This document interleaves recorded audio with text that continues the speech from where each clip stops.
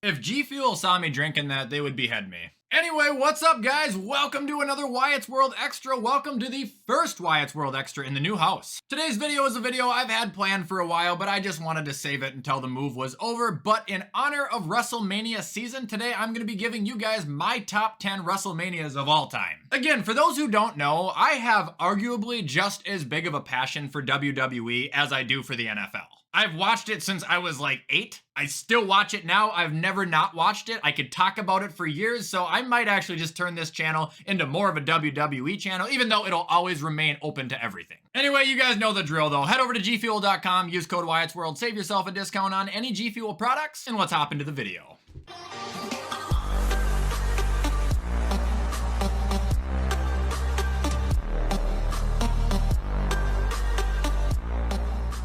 Okay, so before we start this list, I want to give a super quick disclaimer. I started watching wrestling in 2006. Doesn't mean I haven't gone back and watched old events, because I have. I've pretty much seen every pay-per-view ever at this point. However, a lot of the wrestling I'm gonna say is my favorite wrestling will be wrestling that's happened since I've started watching it live. There'll be a few events on here that were before my time, but majority of them are definitely after. So starting off with number 10, I'm gonna give it to WrestleMania 38, and it was the most recent one. This was a good WrestleMania. I'm not gonna lie, I do not like the two-night thing. I think it's too much. It's just a lot of time to set aside for wrestling, but they did a really good job with keeping it entertaining for the entire time. Obviously, you got Roman and Brock, which really disappointed, but you got Austin and KO, Cody Rhodes returning versus Seth in a 5-star classic, Sammy versus Johnny Knoxville, Theory versus Pat McAfee. I think they're gimmicks, but it was all really good stuff. Oh, and duh, I forgot about Bianca and Becky, who probably had the match of the entire event. There have been a lot of WrestleManias out there where I've only cared about 1 or 2 matches on the card. This one, with as much content as they gave us, they did a good job of keeping me really invested. I'd say it was number 10.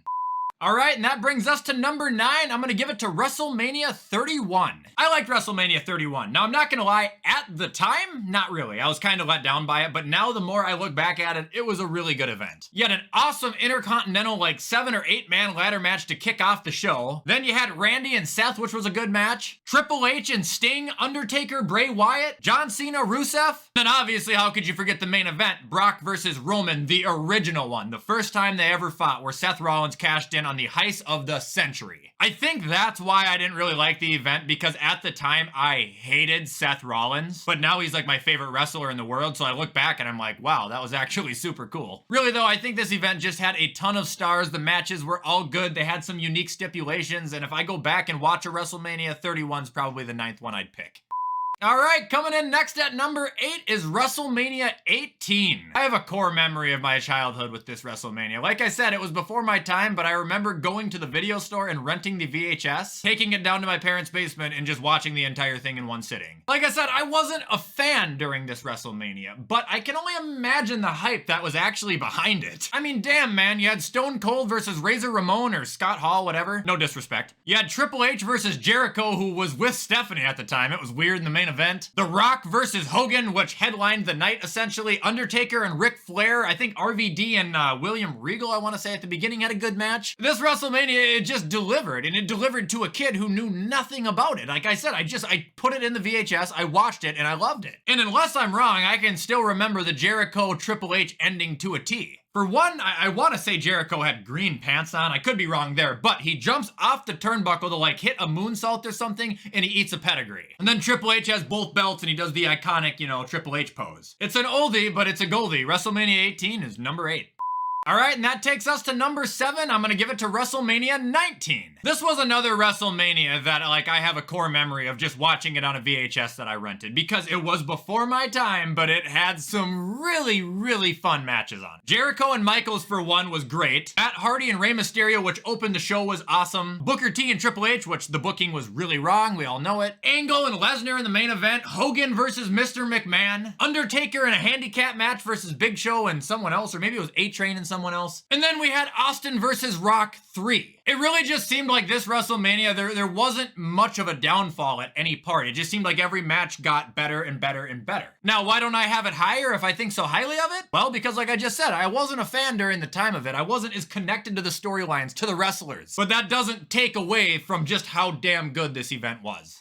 All right, up next we got number 6, and it is WrestleMania 26. Kind of weird how on my list 8 and 6's last digits of the WrestleMania also match the list number. Anyway, WrestleMania 26 was goated, man. It was really, really good. You had Jericho and Edge for one belt, Cena and Batista for another belt, Undertaker and Shawn Michaels career versus streak, Triple H versus Sheamus, Randy Orton in the triple threat with Legacy, Rey Mysterio and CM Punk, and even Mr. McMahon and Bret Hart, which absolutely sucked, but either way, this whole card was stacked. Also, this was the WrestleMania where Jack Swagger, of all fucking people, won the Money in the Bank ladder match, and I still don't understand that booking, but it was fun, man. It was a really fun 3-4 hours to sit through. I do legitimately wish to this day, though, that Edge would have beaten Jericho, because Edge is not only 0-2 after Rumble victories, but Jericho didn't need to win there, especially since he lost the belt the following Friday. Maybe that's why they had him keep it, but makes Edge look bad, and he's my boy. Either way, WrestleMania 26, stupendous, number 6.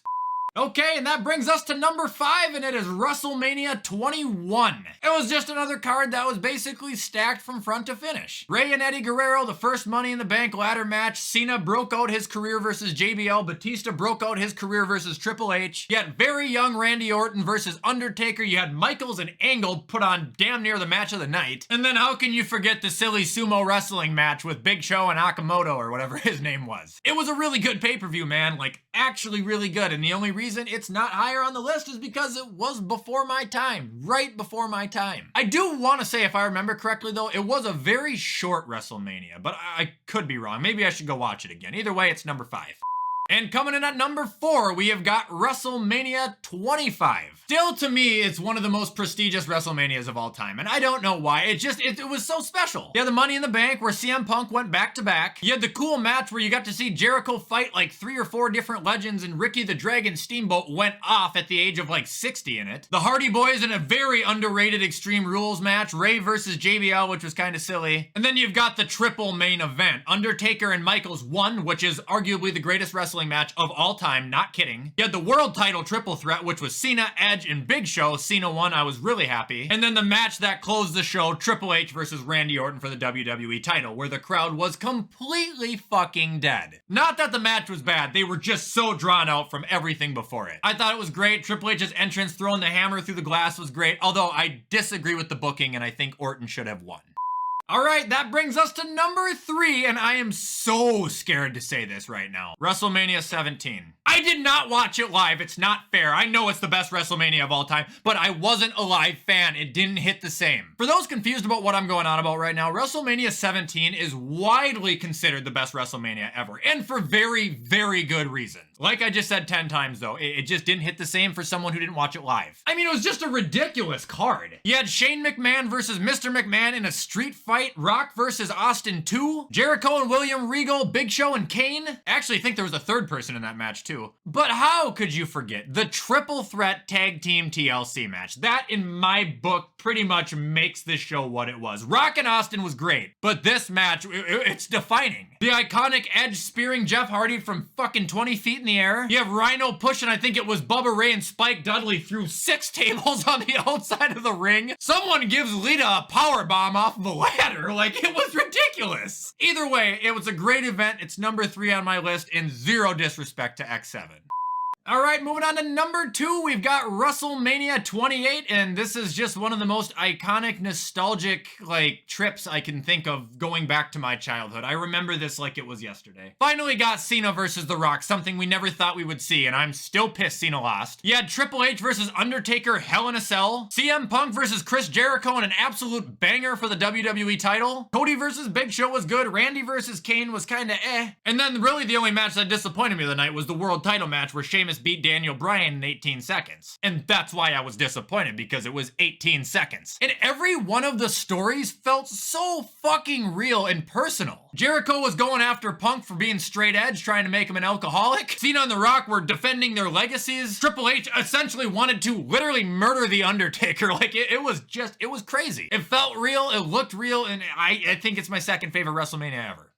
And that will bring us to number 1, my favorite WrestleMania of all time. And I'm telling you guys right now, no matter what happens throughout life, nothing will ever take this. And that's because it was the first WrestleMania I ever saw. It's WrestleMania 22. I don't don't know what it is. Maybe I'm just tripping. Maybe I'm just nostalgic, but I think every single match on this card was great. Michaels versus Mr. McMahon, no holds barred. Rey Mysterio, Orton, and Angle for the world title. Cena versus Triple H for the WWE title. Mickey versus Trish for the women's title. JBL versus Benoit for the fucking US title. Money in the Bank ladder match. Big Show and Kane versus Carlito and Chris Masters. You had a hardcore match where Mick Foley got speared through a burning table. Undertaker, Mark Henry, casket match. I even think the Boogeyman was on the card. Like, it was fun. It was really, really fun. In every single WrestleMania since WrestleMania 22, I have been waiting for it to, you know, give me that special feeling, and none of them have. Dude, I couldn't sleep for 2 weeks leading up to this event, and I didn't even watch it. I sat on WWE.com and refreshed the page every 5 fucking minutes. Like, if I was going on an island and they said you can bring one wrestling pay-per-view to watch for the rest of your life, it would not even be a question. And that is all today, guys, for my top 10 WrestleManias of all time. I hope you guys enjoyed this video, and if you did, you already know what to do to show support. Comment, like, subscribe, turn that bell on. I do my best to post on this channel as often as I can. Also, do you guys like the WWE content? Do you not? Let me know. Anyway, guys, I am gonna hop off now and get this edited. Have a great rest of your day, and as always, I will see you in the next video.